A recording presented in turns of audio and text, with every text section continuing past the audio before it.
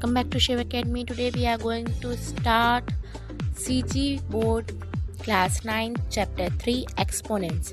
Exponents को हम अपनी लैंग्वेज में, सिंपल लैंग्वेज में पावर भी बोलते हैं. ठीक है, तो ये एक्सपोनेंट्स क्या है? पावर है किसी भी नंबर के ऊपर, जैसे 2 के पावर में 3 है ना, जिसको हम 2 का क्यूब बोलते हैं. तो ये क्या है? एक्सपोनेंट्स हैं. ठीक है, तो अब हम स्टार्ट करेंगे एक्सरसाइज 3.1, जिसका फर्स्ट क्वेश्चन है फाइंड द वैल्यूज ऑफ. अब बहुत सारे क्वेश्चंस हैं जिसकी हमें वैल्यू फाइंड करनी है फॉर्मूलेस के साथ. क्वेश्चन है 1/2 के पावर में -5. पावर कभी भी नेगेटिव नहीं होना चाहिए, उसको पॉजिटिव में चेंज करने के लिए हमारे पास एक फॉर्मूला है कि 1/a के पावर में m -m हो, तो हम उसको कैसे करेंगे? a के पावर में m, मतलब अगर डिनोमिनेटर में माइनस में है तो उसको न्यूमरेटर में करेंगे. सेम चीज़ जैसे a के पावर में -m है तो हम उसको कैसे लिखेंगे? 1/a के पावर में m, मतलब डिनोमिनेटर न्यूमरेटर में और न्यूमरेटर डिनोमिनेटर में चेंज होता है तो पावर्स क्या हो जाते हैं? नेगेटिव से पॉजिटिव में चेंज हो जाते हैं. अब क्वेश्चन में आ जाते हैं. क्वेश्चन क्या है हमारा? 1/2 के पावर में -5 है, तो इसको जब हम चेंज करेंगे तो क्या हो जाएगा? 2 के पावर में 5 नेगेटिव से पॉजिटिव में हो गया. ठीक है, अब 2 के पावर में 5 का मतलब 2 को 5 टाइम्स लिखेंगे. 2 × 2. इसी तरीके से 2 के पावर में 5 है तो हम क्या करेंगे? 2 को 5 टाइम्स लिख लेंगे. 2 2 4, 4 2 8, 8 2 16 और 16 2 32 होता है. तो this is our answer. Second number दिया हुआ है 1/3 के पावर में -4. क्या पावर नेगेटिव नहीं होना चाहिए? उसके लिए फॉर्मूला कि हम क्या करेंगे? डिनोमिनेटर को न्यूमरेटर में करके जाएंगे तो ये क्या हो जाएगा? पावर पॉजिटिव हो जाएगा. ठीक है, अब 3 के पावर में 4 का मतलब 3 को 4 टाइम्स लिखेंगे.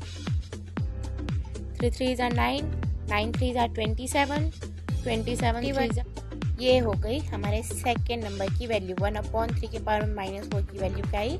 84. This is our answer. हमारा थर्ड नंबर जो है वो है 6 के पावर में 7/2 के पावर में 3 × 3 के पावर में 7.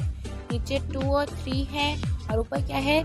6 है, तो हम 6 को 2 3 लिख सकते हैं. उसको फैक्टराइज करने के लिए, उसको छोटा करने के लिए, ताकि सॉल्यूशन हमें इजी हो, हम 6 को क्या लिखेंगे?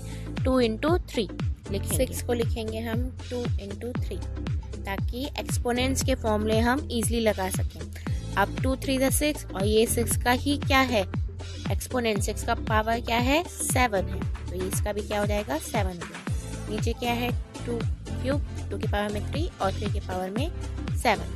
अब ये 2 और 3 का क्या है? 7 है पावर, एक ही पावर है. इस एक ही पावर को हम दोनों में डिस्ट्रीब्यूट करेंगे, मतलब 2 का पावर भी 7 होगा और 3 का पावर भी 7 होगा. डिनोमिनेटर में क्या है? 2 का पावर 3 × 3 का पावर 7.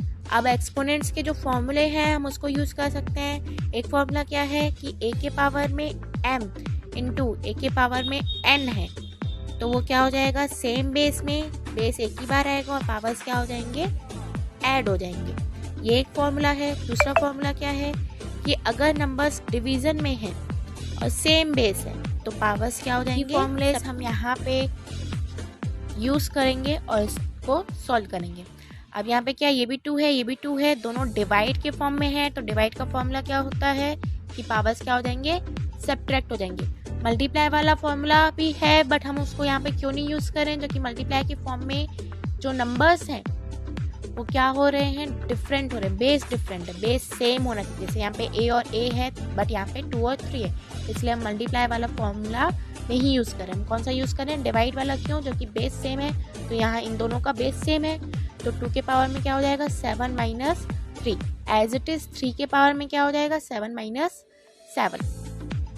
इसके बाद 2 के पावर में 7 - 3, 7 - 3 हो जाएगा 4 × 3 के पावर में 7 - 7 0 हो जाएगा.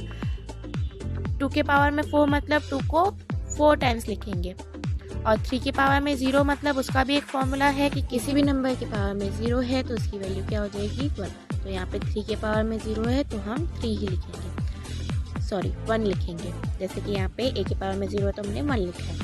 अब 2 2 4, 4 2 8, 8 टू ज़ा 16 और 16 1 ज़ा 16 ही होगा, तो 16 इज अवर आंसर।